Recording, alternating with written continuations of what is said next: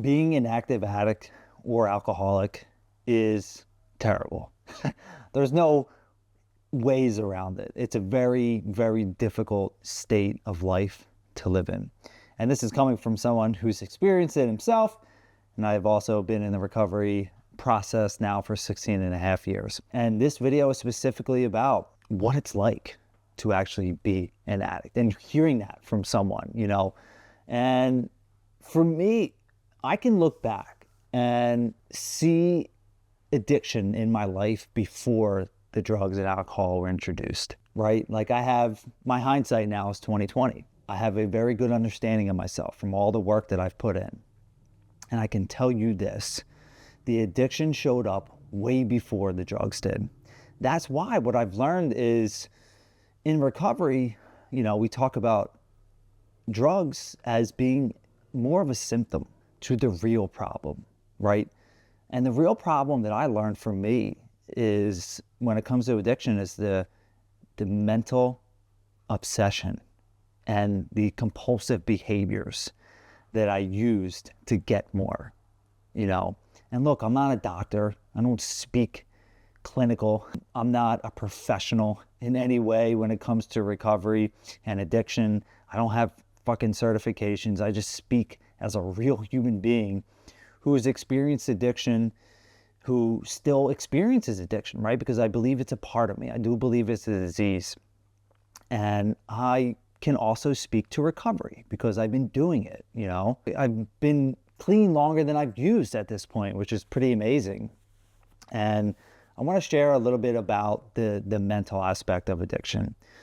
So again, I can look back to my life and I can see where my addiction started, because it wasn't drugs.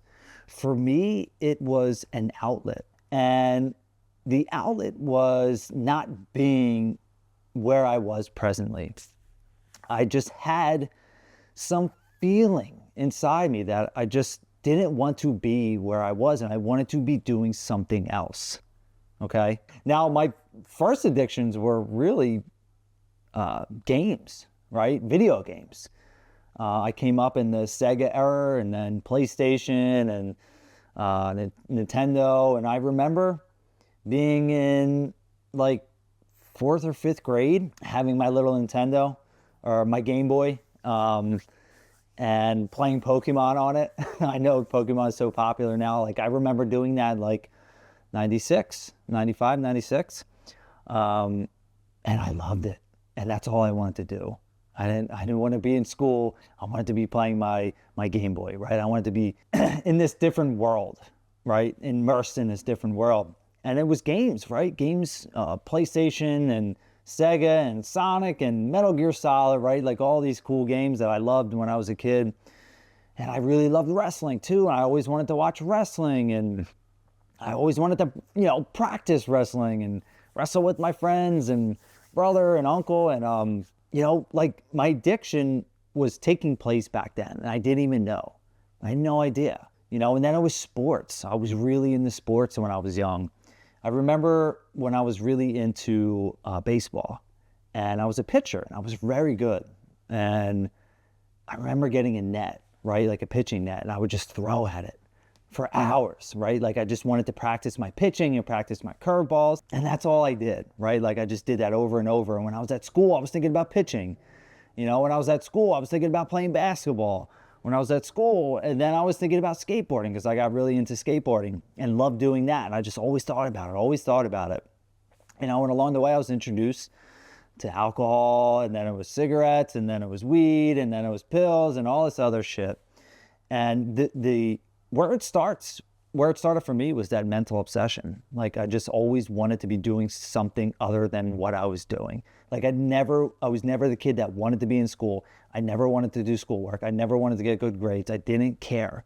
I just always wanted to be outside, having fun and doing whatever I wanted to do. And like that was my goal. I just wanted to hang out with my friends and do whatever we were doing at that period of time and just have fun.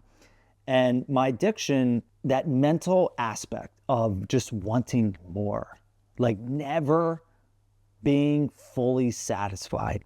and always thinking there was something out there that was going to fill it up in here. And I was consumed by it, and then once I started using, it was like, oh my God, this is great. Like, I don't feel anything that I don't want to feel. Like, I felt high.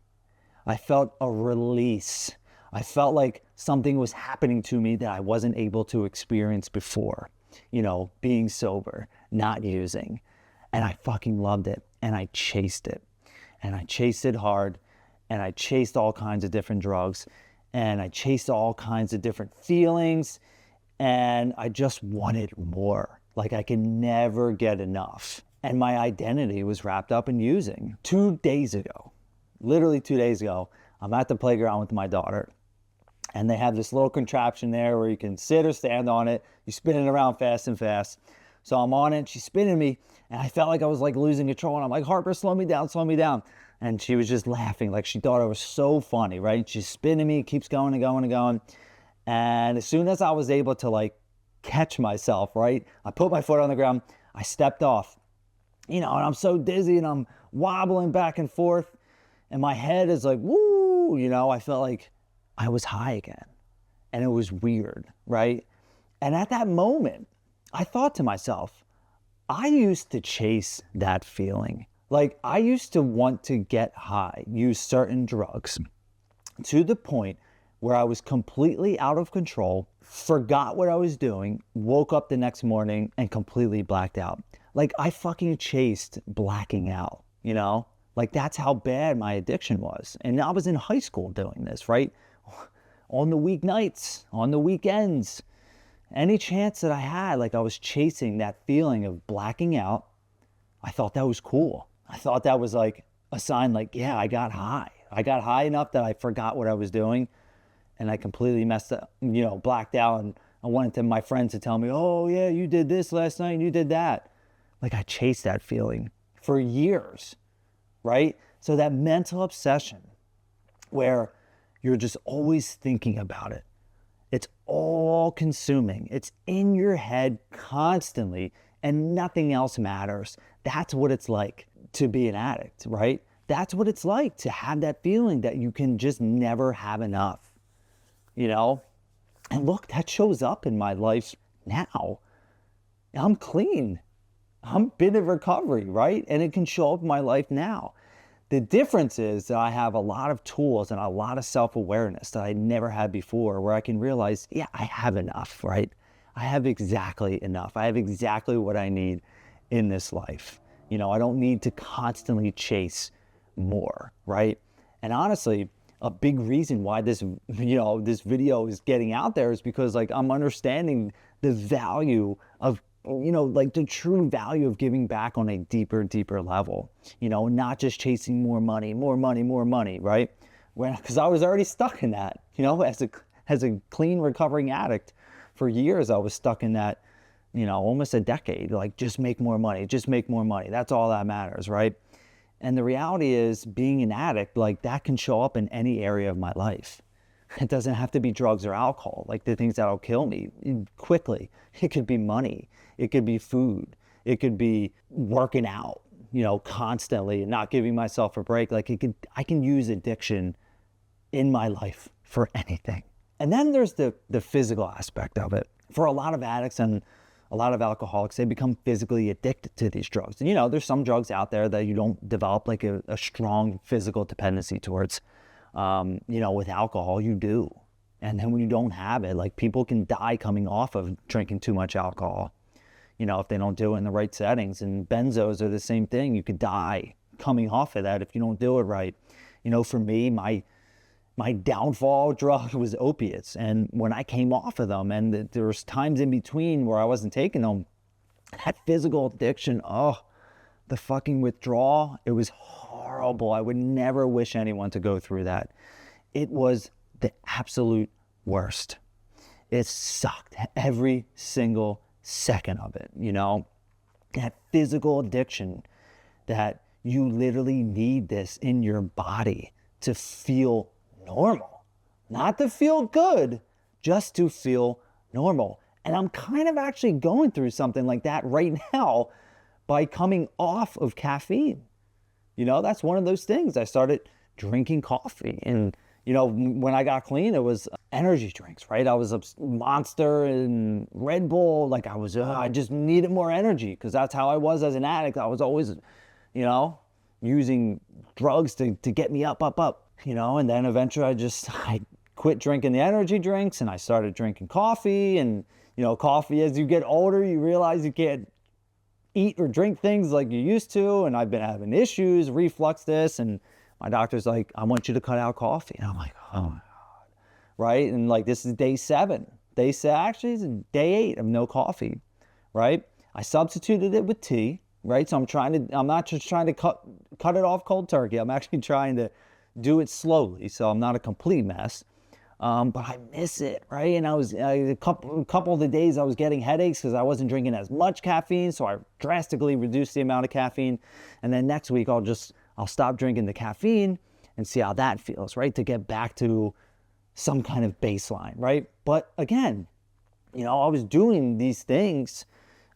You get physically addicted to caffeine very easily, to smoking very easily, right? You don't just need drugs and alcohol to take you out, right? You can use other things that can mess up your life. But that physical addiction for me was terrible. I never want to go through that again. I never want anyone to go through that. But that's the reality of being a drug addict. You're not only mentally and emotionally and spiritually just consumed with getting high, but in a lot of cases, people are physically just addicted, and it's so hard to get off of. It is one of the most difficult things to do, to come off drugs, to come off alcohol, right? That those initial days or really hours and then days and weeks, like it's so challenging. And then more than that, it's like you just feel like you have this inability to stop. That to me is one of the worst things. There were so many times where I just wanted to stop. I didn't want to get high anymore. I could see the damage it was creating in my life. I had bits and pieces, like bursts of clarity where I could see what it was doing. And I was like, I don't want to do this, but I felt like I couldn't stop. And every single addict goes through that at some point. Every single one. And the reality is a lot of addicts die from it because they can't stop and then they just keep going. And I was blessed with some moment of clarity where I was like, this is too much. Like, I can't do this anymore. I need to figure out a different way, and that feeling and that inability to stop, seeing the wreckage, seeing the destruction and still doing it. That's addiction. That's what it's like to be an addict. You're literally running headfirst into a fucking train, and that train is going to kill you. You know it. You're well aware, but you can't stop running towards it. It's like a moth to the flame. They just can't help themselves but go towards it, right? That's what addiction's like, that never ending. It just never stops. It's like in your head, and then it's physical, and then it's the inability to stop. And then you get into this like shame cycle, right? Like you just hate yourself. You hate who you turned into. You don't want to be that person anymore, but you can't stop. You cannot stop, right? And what it felt like for me is that I'm just going to die this way.